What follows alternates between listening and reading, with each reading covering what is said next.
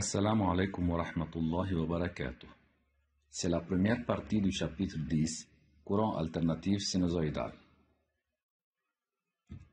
À la fin de ce chapitre, l'étudiant sera capable de expliquer le phénomène de charge et de décharge d'un condensateur soumis à une tension constante E à un signal carré. Déterminer l'équation différentielle qui régit la variation de la charge, la tension et le courant dans un circuit RC en série. Déterminer la constante du temps d'un circuit RC en série. Déterminer l'expression de l'énergie emmagasinée dans le condensateur dans un circuit RC en série. Dans cette vidéo, on se limite à expliquer le phénomène de charge et de décharge d'un condensateur soumis à une tension constante et à un signal carré. Introduction. Le condensateur est un élément principal utilisé dans plusieurs appareils électroniques, comme l'airbag d'une voiture, alarme d'une porte, flash d'une caméra. Tout d'abord, on souvient quelques concepts de l'année précédente. Premièrement, la définition d'un condensateur. Le condensateur est un composant électrique formé de deux plaques métalliques conductrices parallèles, appelées armatures, séparées par un isolant qu'on appelle diélectrique et utilisé pour emmagasiner de l'énergie électrique. Le symbole du condensateur est représenté dans la figure suivante et son unité dans le système international est le farad. On utilise d'autres unités comme le microfarad, nanofarad et picofarad. Caractéristiques d'un condensateur. Capacité d'un condensateur. Un condensateur neutre est branché en série à un générateur de tension continue et un interrupteur. Lorsque l'interrupteur est fermé, le pôle positif du générateur attire les électrons libres de l'armature A qui devient positivement chargé. En même temps, le même nombre d'électrons quitte le pôle négatif du générateur et s'accumule sur l'armature B qui devient négativement chargée. Durant la charge, QA, qui est la quantité de charge positive qui s'accumule sur l'armature A, qui est au même côté du pôle positif du générateur, est égale à moins QB, qui est la quantité de charge négative sur l'armature B, qui est au même côté du pôle négatif du générateur. En mesurant les charges QA, QB et les tensions UAB et UBA, on trouve que QA sur UAB est égal QB sur UBA est égal à une constante positive qui représente la capacité C du condensateur. Alors, le rapport Q sur UC est égal C égale une constante positive et la relation entre Q, C et UC sera Q égale C fois UC. Mais QA est égal C fois UAB qui est positif et QB égale C fois UBA qui est négatif. Puisque C est une constante toujours positive, alors QA et UC ont toujours le même signe. À l'équilibre électrique, quand le condensateur est complètement chargé, le courant électrique dans le circuit sera nul et la tension UAB aux bornes du condensateur sera égale à la tension UG aux bornes du générateur qui est égale à la force électromotrice du générateur. Charge du condensateur neutre. Regardez la vidéo suivante. Le circuit suivant est formé d'un conducteur ohmique en série avec un condensateur et un générateur de tension continue Power Supply. Le pôle positif du générateur est lié à l'une des bornes du conducteur ohmique et le pôle négatif du générateur est lié à la borne négative du condensateur. Faites attention à la polarité du condensateur. On utilise un oscilloscope pour visualiser et mesurer la tension UC aux bornes du condensateur.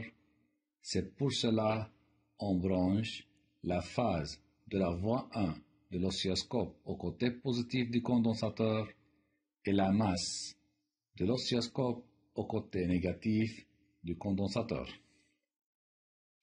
En fonction du générateur, on observe, d'après l'oscillogramme, que le condensateur se charge et la tension entre ses bords augmente et le condensateur sera complètement chargé au bout de 5 divisions de l'écran de l'oscilloscope. Charge et décharge d'un condensateur neutre. On commence par la charge d'un condensateur neutre, déjà vu dans la vidéo précédente. Le circuit suivant est utilisé pour étudier la charge et la décharge d'un condensateur. Quand l'interrupteur K est sur la position 1, le condensateur est en phase de charge et la tension UC aux bornes du condensateur augmente exponentiellement avec le temps comme indique la figure. Mais lorsque l'interrupteur K est sur la position 2, le condensateur est en phase de décharge et le courant électrique quitte la plaque positivement chargée A du condensateur et la tension au bord du condensateur diminue exponentiellement avec le temps comme indique la figure. Application 1. Le circuit adjacent est formé d'un générateur délivrant une tension constante E égale 12 volts, un condensateur initialement neutre de capacité C égale 470 microfarad et un conducteur ohmique de résistance R égale à 100 ohms. Charge et décharge du condensateur. A. L'interrupteur est à la position 1. Le graphe suivant représente la variation de la tension UC aux bornes du condensateur en fonction du temps. 1. Indiquer si le condensateur est en charge ou en décharge. Le condensateur est en phase de charge. 2. En utilisant la loi d'addition de tension, trouver la relation entre UG, tension aux bornes du générateur, UC, tension aux bornes du condensateur, et I, l'intensité du courant électrique dans le circuit. On a UPN est égal UAB plus UBD. Donc, UG sera égal à UC plus UR. Donc, UR sera égal à UG moins UC, d'après la loi d'Ohm, où UR égale R fois I, et la tension aux bornes du générateur sera égale à la force électromotrice E. Donc, RI sera égal à E moins UC. Par suite, l'intensité du courant électrique sera égale à E moins UC sur R. 3. En se référant au graphique, complétez le tableau. On veut trouver les valeurs de UC, Q et UR et I aux deux instants t égale à 0 et t tend vers l'infini.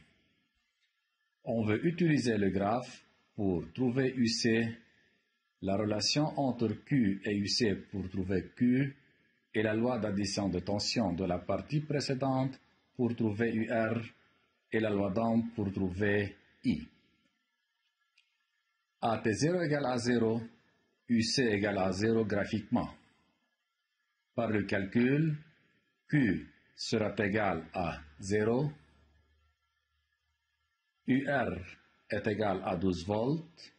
Selon la loi d'addition des tensions, UR est égal E moins UC, où E égale à 12 volts et UC égale à 0. Par suite, UR est égal à 12 volts. Et I est égal UR sur R, 12 sur 100, égale à 0,12 ampères par le calcul. Lorsque t tend vers l'infini, UC sera égal à 12 volts graphiquement. Par le calcul, Q sera égal à 0,0564 coulombs. D'après la loi d'addition de tension, UR sera égal à 12 moins 12 égale à 0 volts et par suite, l'intensité du courant électrique sera égale à 0 puisque I est égal à UR sur R, 0 sur 100 égale à 0 ampère. Résumé. Les condensateurs sont des éléments électriques formés de deux plaques conductrices parallèles séparées par un isolant et utilisées pour stocker de l'énergie électrique. À l'équilibre électrique, UPN est égal à UAB. Relation entre la quantité de charge électrique Q et la tension U est Q est égal C fois U. Pendant la charge, la tension au banc du condensateur augmente exponentiellement. Pendant la décharge, la tension au banc du condensateur diminue exponentiellement. C'est la fin de la partie 1. Merci pour votre attention.